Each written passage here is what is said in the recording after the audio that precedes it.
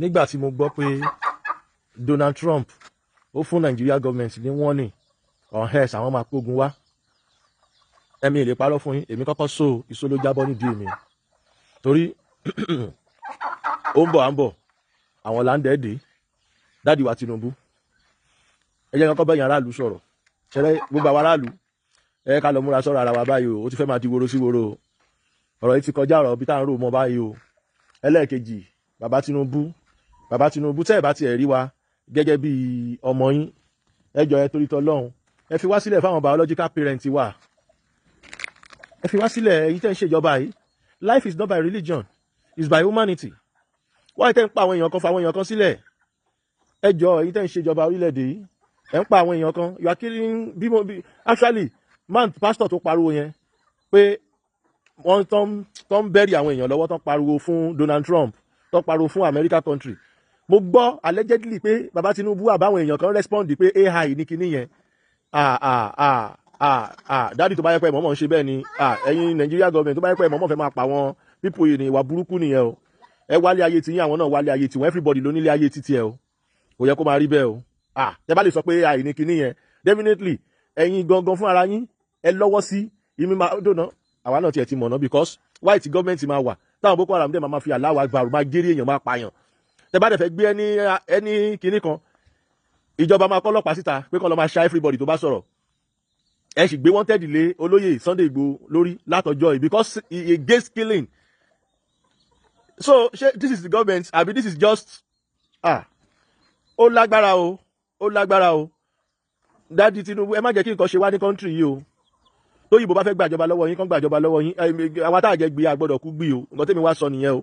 èmi ò sọ pé kẹ́ bá wà túnṣe èmi ò sọ pé kẹ́ bá túnṣe eléyìí tó bá tiẹ̀ wù yín sí ni kẹ́ ṣe o àwọn ẹ má wá fi ẹ mọ̀ pé ẹ̀yin tí nǹkan bá ṣẹlẹ̀ ń sìn ẹ máa fly ẹ máa sá lọ àwa ò ní private jet o ẹ̀bẹ̀ là ń bẹ̀ yín o àwa ò ní private jet àwa ò ní nǹkan tí ó gbé àwa fò lóòótọ́ a lè farapamọ́ kọ́mọ́ rí wa àmọ́ ọjọ́ wo la fẹ́ farapamọ́ dà ọ̀rọ̀ yìí ti ń kọjá bá ṣe ro ẹ̀yin sì rí ẹ̀ fẹ́ kú ó ṣọ́ọ̀kì mi nígbà tí IG nígbà tó kọ́kọ́ gbọ́n gbà yẹn pé Nigeria is in danger wọ́n ṣọ́ọ̀kì ẹ̀rú bà wọ́n fẹ́ kú ẹ̀yin dẹ̀ ní ẹ̀ introduce ẹ̀ fi kú try láti fi pa àwọn ọmọ ọlọ́mọ ẹ jọ náà àbí kí ni gbogbo wàhálà ilé ìbáyìí ṣé t'Amẹ́ríkà bá dé tán bá kó bọ́ǹbù dé sí ṣé ọmọ Christian yàtọ̀ sí Muslim ṣé ọmọ babaláwo yàtọ̀ sẹ́nìkan ni káti ẹ̀ gbà pé ọmọ òru làwa àní kúkú òru àní kúkú òjijì lágbára Ọlọ́run tó bá kọ̀ọ̀la ni àmọ́ abímọ alọ́mọ níyàwó náà la ṣe ń pariwo pé country ìdá kan má jiyàn gbé mọ́ àwa náà ní family tí ó bá kóra ẹ̀wọ̀n náà afẹ́fẹ́ tó kọ́ ọmọ ọdún afẹ́fẹ́ ṣọfẹ́ kó gbogbo family ẹ̀wọ̀n náà afẹ́fẹ́ nígbà kan náà ni àbí kí ni gbogbo eléyìí báyìí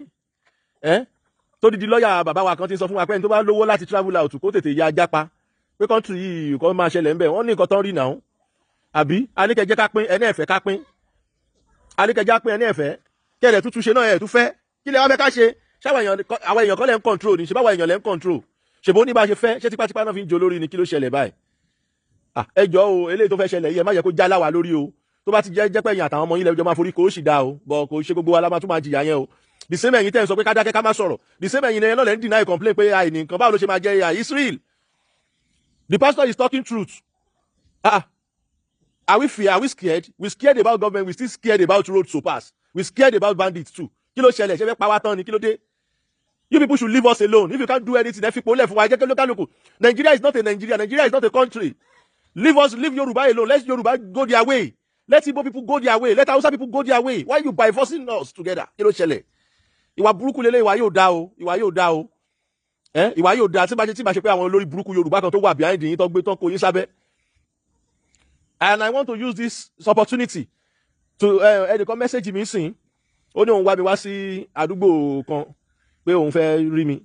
without you don't tell me you don't know maybe I'm living there you just find me come the street because I'm always mention the community ṣé bẹ́ẹ̀ yẹn wá mi ní pé bẹ́ẹ̀ mò ń gbé ni kó ní kálukú pọ́nra ẹ̀ lé lórí mẹ́díà ẹni tí ń bá ní kó wálé mi tí ń bá rí lẹ́nu ọ̀nà gate mi máa shut ẹ̀ down ni o immediately anybody tí ń bá invite wálé mi maybe you are tracing me you want to see me àbí ìṣe kìnìkan I will shut you down because this country ó ti